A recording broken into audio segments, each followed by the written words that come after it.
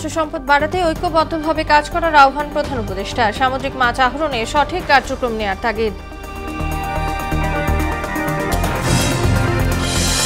জাতীয় নির্বাচন ঘিরে ইসির একগুচ্ছ কর্মপরিকল্পনা। আওয়ামী প্রশাসন বহাল থাকায় সুষ্ঠু ভোট নিয়ে বিএনপির সংশয়। নির্বাচন অবাধ, সুষ্ঠু ও শান্তিপূর্ণ করতে তৎপর র্যাব। অবৈধ অস্ত্র উদ্ধার ও সন্ত্রাসী গ্রেপ্তারে অভিযান অব্যাহত। এবং ডাকসু নির্বাচনের শেষ দিনে ছাত্রদল ও শিবির সহ বিভিন্ন সংগঠনের মনোনয়ন সংগ্রহ। শক্তিশালী ছাত্র সংসদ গড়ে তোলার প্রত্যয়।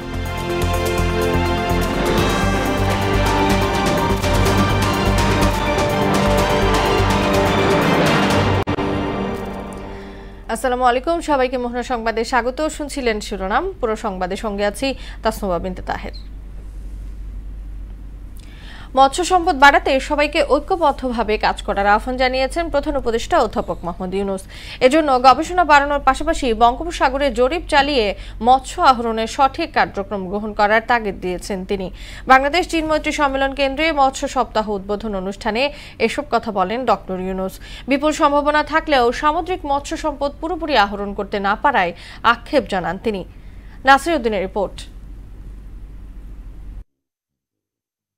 বাংলাদেশ চীন মৈত্রী সম্মেলন কেন্দ্রে মৎস্য সপ্তাহ উদ্বোধন করেন প্রধান উপদেষ্টা অধ্যাপক মোহাম্মদ ইউনূস। প্রধান অতিথির বক্তব্যে চাষের মাছের উপর গুরুত্ব আরোপ করেন তিনি। বলেন, আমিষের চাহিদা মেটাতে চাষের মাছের অবদান অনেক বেশি। এই কাজে নিজেদের ন্যস্ত করায় তরুণ উদ্যোক্তাদের সাধুবাদ জানান অধ্যাপক ইউনূস। তবে দেশের মানুষকে সাশ্রয়ী মূল্যে ইলিশ মাছ দিতে না পারায় আক্ষেপ জানান তিনি। এই খাতের ব্যাপক সম্ভাবনাকে কাজে লাগিয়ে আরো বিপুল সংখ্যক তরুণ সফল উদ্যোক্তা হয়ে উঠতে পারবে বলে আমি আশা করি। আমাদের লক্ষ্য হবে প্রকৃত মৎস্যজীবী ও জেলেদের সামাজিক নিরাপত্তার কর্মসূচির আওতায় আনতে বিশেষভাবে যত্নশীল হওয়া, যাতে করে তারা অর্থনৈতিক বৈষম্যের শিকার না হন।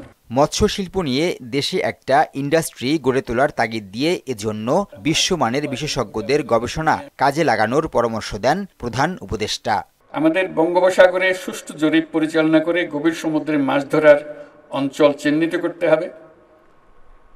এটা শুধু বেশি মাছ ধরার বিষয় নয়, এটা একটা ইন্ডাস্ট্রি গড়ে তোলার বিষয়। এর জন্য আমাদের গবেষণায় সক্রিয়ভাবে যুক্ত হতে হবে, আন্তর্জাতিক সম্মেলনের আয়োজন করতে হবে, যাতে বিশ্বমানের বিশেষজ্ঞদের চিন্তা ভাবনা অভিজ্ঞতা আমরা কাজে লাগাতে পারি। অবৈধ জাল ব্যবহার করে মাছ শিকার, নদ নদী ও জলাশয় দূষণ এবং ফসল উৎপাদনে নিষিদ্ধ কীটনাশক ব্যবহার করায় উদ্বেগ জানান তিনি। অবৈধ জাল এবং অন্যান্য সরঞ্জাম ব্যবহার করে নির্বিচারে মৎস্য আহরণ অত্যন্ত উদ্বেগের। যে বললাম, আমরা প্রকৃতির দিকে কোনো খেয়াল রাখি না, এটা আরেকটা তার পরিচয়। যে কোনো ধরনের বেআইনি কর্মকাণ্ড কঠোরভাবে প্রতিহত করতে হবে। মৎস্য খাতে অবদান রাখায় অনুষ্ঠানে বিভিন্ন ক্যাটাগরিতে 9 জনকে স্বর্ণ, 5 জনকে রৌপ্য এবং 2 জনকে ব্রোঞ্জ পদক তুলে দেন অধ্যাপক মোহাম্মদ ইউনূস। নাসির উদ্দিন, মোহনা সংবাদ, ঢাকা। চলতি সপ্তাহে জাতীয় নির্বাচনের রোডম্যাপ ঘোষণা হতে পারে বলে জানিয়েছেন ইসির সিনিয়র সচিব আক্তার আহমেদ। রোডম্যাপের খসড়া কমিশনে উপস্থাপন করা হয়েছে জানিয়ে তিনি বলেন, এখন অপেক্ষা শুধু অনুমোদনের। আগারগাঁওয়ে নির্বাচন ভবনে সাংবাদিকদের বিস্তারিত জানান সচিব। বলেন, আগামী 24 আগস্ট থেকে টানা 4 দিন সীমানা সংক্রান্ত 82টি আপত্তি শুনানি শেষে চূড়ান্ত সিদ্ধান্ত নেওয়া হবে। এছাড়া 80,000-এর মতো এনআইডি তথ্য সংশোধনের আবেদন পেন্ডিং আছে, সেগুলো নিয়েও কাজ করতে হবে। নতুন 22টি রাজনৈতিক দলের তথ্য তদন্তের জন্য মাঠ পর্যায়ের অফিসে চিঠি দেওয়া হয়েছে বলেও জানান আক্তার আহমেদ। 82টা কনস্টিটিউয়েন্সি সম্পর্কিত যে আপত্তি আসছে, সেটা আমরা শুনানি 24 আগস্ট থেকে শুরু করবো, 4 দিন একটা না, এবং পরে আমরা এটাকে প্যানালাইজ করবো। পরিবর্তনের জন্য আবেদন থাকবে, এটা একটা চলমান প্রক্রিয়া, কিন্তু সংখ্যাটা কমিয়ে নিয়ে আসা যাবে। আওয়ামী লীগ আমলের প্রশাসন বহাল রেখে সুষ্ঠু নির্বাচন সম্ভব নয় মন্তব্য করে বিএনপির সিনিয়র যুগ্ম মহাসচিব রুহুল কবির রিজভী বলেছেন, ইসি নিশ্চয়ই এ বিষয়ে ব্যবস্থা নেবে। সকালে দলের প্রতিষ্ঠাতা জিয়াউর রহমানের সমাধিতে নীলফামারী জেলা বিএনপির নবগঠিত কমিটির শ্রদ্ধা নিবেদন শেষে একথা বলেন তিনি। এ সময় পিআর পদ্ধতির জন্য জনগণ প্রস্তুত নয় জানিয়ে যারা এই পদ্ধতির নির্বাচন দাবি করছে তাদের উদ্দেশ্য সন্দেহজনক বলেও মন্তব্য করেন তিনি। আসন্ন ডাকসু নির্বাচনে সব মতের প্রতিনিধিত্ব থাকবে বলেও আশা জানান রিজভী।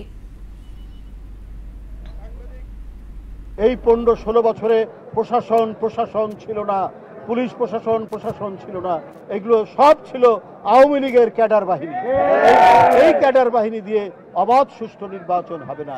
আমরা আমাদের দৃঢ় বিশ্বাস নির্বাচন কমিশনের প্রতি, তারা এইসব বিষয়ে মনোযোগ দিয়ে যাতে অবাধ সুষ্ঠু নির্বাচন, যাতে ভোটাররা ভোট কেন্দ্রে গিয়ে তাদের পছন্দসই ব্যক্তিকে ভোট দিতে পারে, সেই কাজটি তারা করবেন।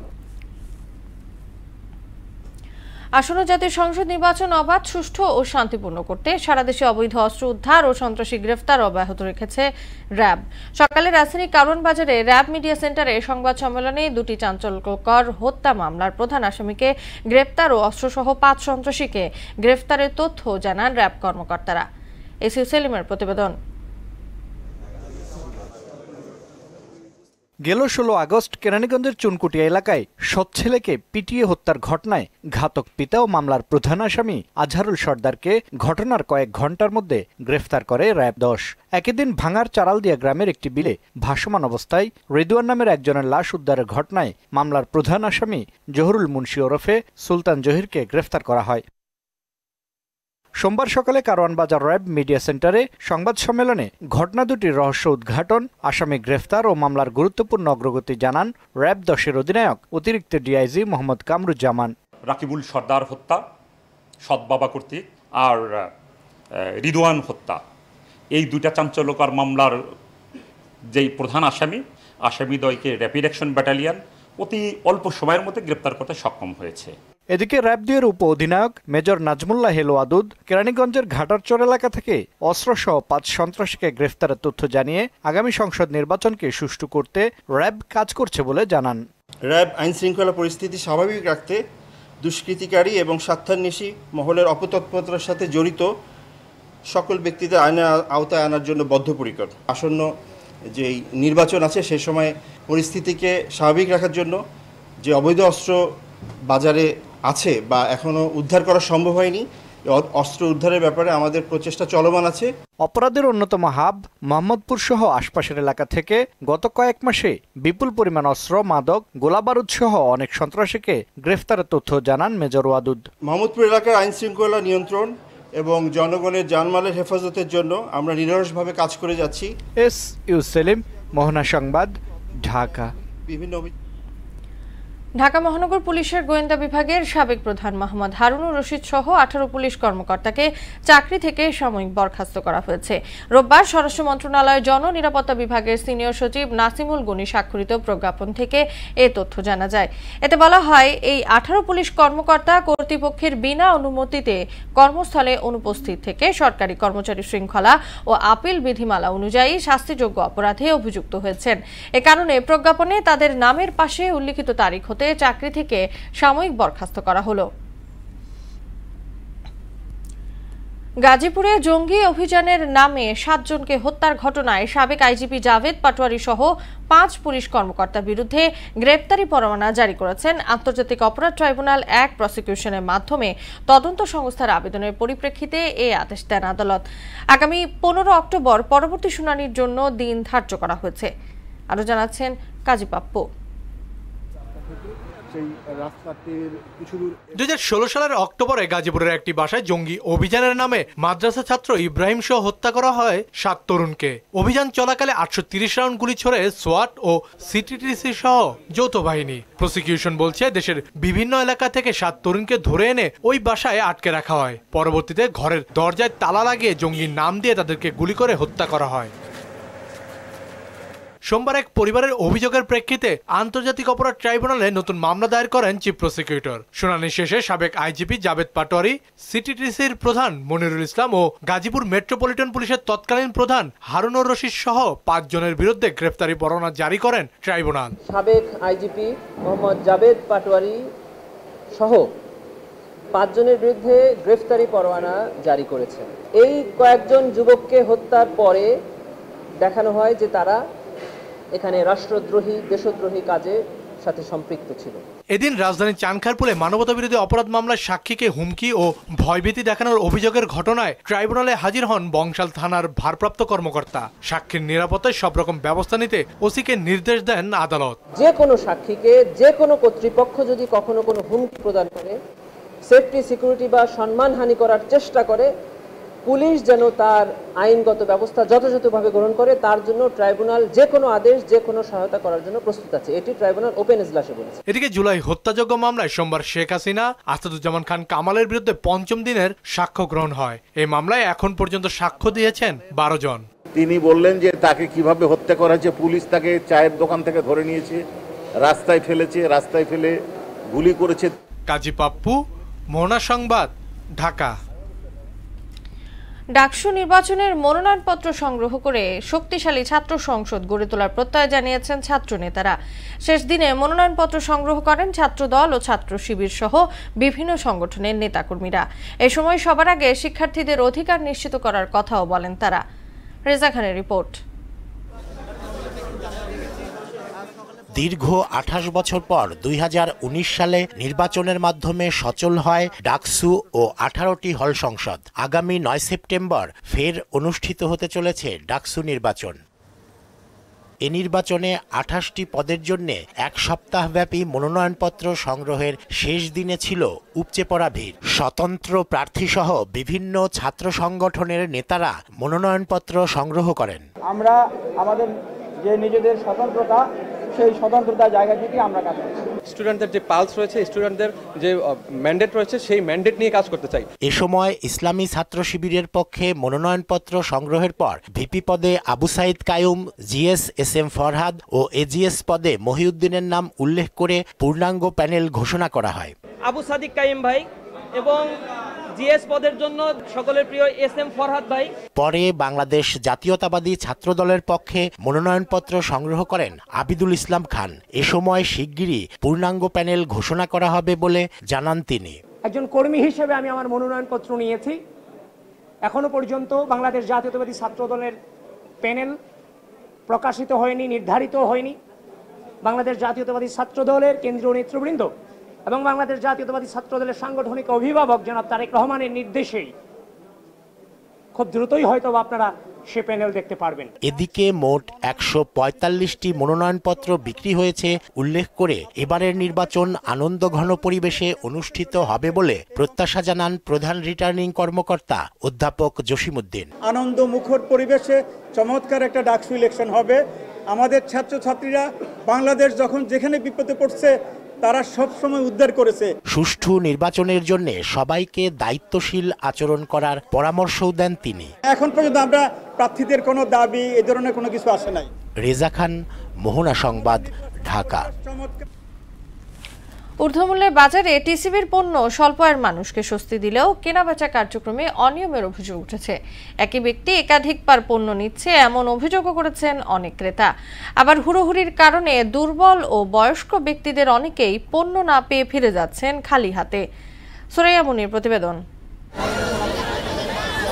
উচ্চ মূল্যের বাজারে স্বল্প আয়ের মানুষকে স্বস্তি দিয়েছে সাশ্রয়ী মূল্যের টিসিবি পণ্য। তাই সস্তায় সয়াবিন তেল, চিনি ও মসুরির ডাল কিনতে নির্ধারিত স্থানে ভিড় করেন তারা। সিরিয়ালে মেনটেন করে দাঁড়াইছি, আর যারা নিয়েছে তারা ওই যে আবার মারামারি করতেছে, এগুলো নিয়েই একটা গ্যাঞ্জাম সৃষ্টি হচ্ছে, হাতাহাতি। আমাদের জন্য সরকার এই বরাদ্দটা নিয়ে আসছে, সবাইকে সমপরিমাণ নেওয়া উচিত। একজন কত বারবার লাইনে দাঁড়ায় নেওয়া লাগবে, এটা কোনো মানে আছে? চাল, তেল, ডাল এরই হলে আর কিছু লাগে না। পণ্যবাহী ট্রাক আসতেই শুরু হয় হুড়োহুড়ি, ধস্তাধস্তি। অনেকেই দীর্ঘ সময় লাইনে দাঁড়িয়ে থেকেও পণ্য কিনতে না পেরে ক্ষোভ জানান। দুর্বল ও বয়স্ক ব্যক্তিদের অনেকেই ফিরে যান খালি হাতে। 100 টাকার ডিফারেন্সের জন্য এখানে এসে যুদ্ধ করব? হ্যাঁ, এই কি আমাদের আমরা সারাদিন টাইম নেছি একটা কি পাবো না ওরা ঢুকে নিয়ে আবার ঢুকতেছে আয়া সিরা ঢুকেছে হঠাৎ করে পিছন থেকে আমি একদম ছিলেন না তো কি করলো এই ধাক্কা শুরু আমি ছিলাম এখানে ছিল না বাজারটা নিয়ন্ত্রণ আসে কিন্তু আমাদের এই লাইনটা ধরা লাগে না আমরা বহুত কষ্ট করতেছি একজন ভোক্তা 115 টাকা দরে সর্বোচ্চ 2 লিটার তেল, 70 টাকা দরে 2 কেজি মসুর ডাল এবং 80 টাকায় 1 কেজি চিনি কিনতে পারছেন। 450 টাকা। সুরাইয়া মুন্নি, মোহনা সংবাদ, ঢাকা। বিমান বাহিনী সতর্ক থাকলে মাইলস্টোন স্কুলের ট্র্যাজেডি দেখতে হতো না বলে মন্তব্য করেছেন ঢাকা মহানগর উত্তর বিএনপির সদস্য সচিব মোস্তফা জামান। সোমবার দুপুরে দিয়াবাড়ি চন্ডালভোগ এলাকায় রাজধানীর উত্তরার মাইলস্টোন স্কুল অ্যান্ড কলেজে যুদ্ধ বিমান বিধ্বস্তের ঘটনায় নিহত শিক্ষার্থীদের স্মরণে দোয়া মাহফিল অনুষ্ঠানে তিনি এ মন্তব্য করেন।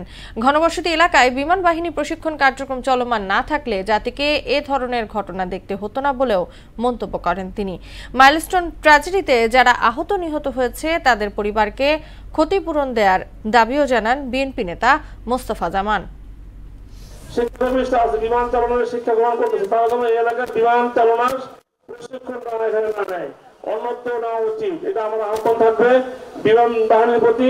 এবং আরেকটা আহ্বান থাকবে যারা অকালে মৃত্যুবরণ করেছে তাদেরকে যেন উপযুক্ত ক্ষতিপূরণ দেওয়া হয়, এটা আমাদের বিএনপির পক্ষ থেকে এবং এই দেশবাসীর পক্ষ থেকে আমি আহ্বান জানাচ্ছি। তামাক নিয়ন্ত্রণ আইন সংশোধনে তামাক কোম্পানির মতামত গ্রহণের সিদ্ধান্ত থেকে সরকারকে সরে আসার আহ্বান জানিয়েছেন পেশাজীবী বিভিন্ন সংগঠনের নেতারা। তারা বলেন, তামাক নিয়ন্ত্রণ আইনের প্রস্তাবিত সংশোধনী দ্রুত পাশের মাধ্যমে তামাকজনিত অকাল মৃত্যু ঠেকাতে সরকারকে সোচ্চার ভূমিকা নিতে হবে। রাজধানীর সিরডাপ মিলনায়তনে ঢাকা আহসানিয়া মিশন আয়োজিত বিশ্ব স্বাস্থ্য সংস্থার FCTC এর বাস্তবায়ন ও তামাক নিয়ন্ত্রণ আইন শক্তিশালীকরণে করণীয় বিষয়ক মতবিনিময় সভায় এমন দাবি জানায় তারা। স্বাস্থ্য সচিব সাইদুর রহমান সহ সংশ্লিষ্টরা এ সময় উপস্থিত ছিলেন। শেষ করব মোহনা সংবাদ, যাবার আগে শিরোনামগুলো জানিয়ে দিচ্ছি আরো একবার।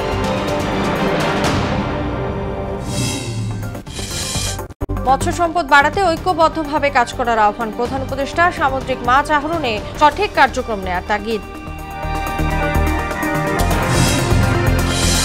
জাতীয় নির্বাচন ঘিরে ইসির একগুচ্ছ কর্মপরিকল্পনা। আওয়ামী প্রশাসন বহাল থাকায় সুষ্ঠু ভোট নিয়ে বিএনপির সংশয়। নির্বাচন অবাধ, সুষ্ঠু ও শান্তিপূর্ণ করতে তৎপর র্যাব। অবৈধ অস্ত্র উদ্ধার ও সন্ত্রাসী গ্রেপ্তারে অভিযান অব্যাহত। এবং ডাকসু নির্বাচনে শেষ দিনে ছাত্রদল ও শিবির সহ বিভিন্ন সংগঠনের মনোনয়ন সংগ্রহ। শক্তিশালী ছাত্র সংসদ গড়ে তোলার প্রত্যয়।